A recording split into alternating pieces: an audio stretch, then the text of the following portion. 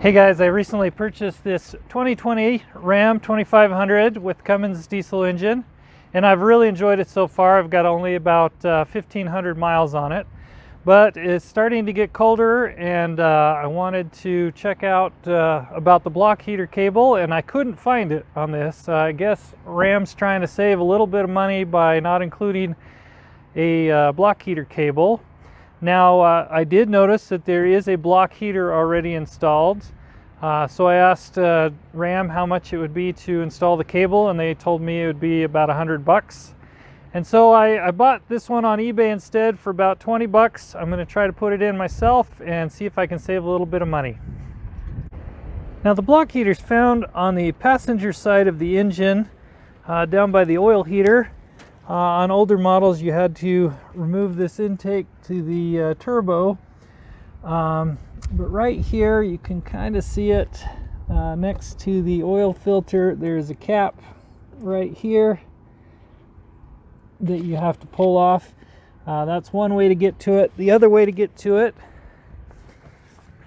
is by going through the wheel well, and you can see the oil filter there, and if I just reach right past it, I'm able to pull the cap off, and that's where the plug will go.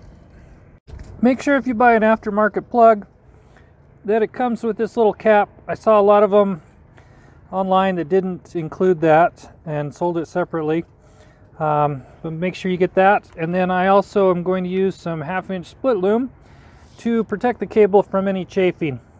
Okay, so here's the cable with the shielding on it, and all I'm going to use is some zip ties and some cutters. All right, so the first thing I'm going to do is take this plug end and stick it through here, kind of drop it down alongside the inside of the frame.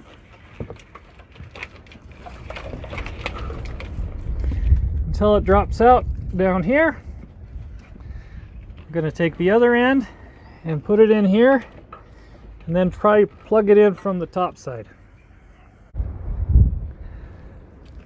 All right, so it actually ended up being a little bit easier to install through the wheel well than up here, but I was able to get my hand on it and tighten it. You can see it plugged into the side of the block, and now we'll go down below and zip tie it all together. Okay, so the line comes straight down. I wanted to stay away from the oil filter. I wanted to stay away from the turbo. And so the first zip tie is right here on this bracket.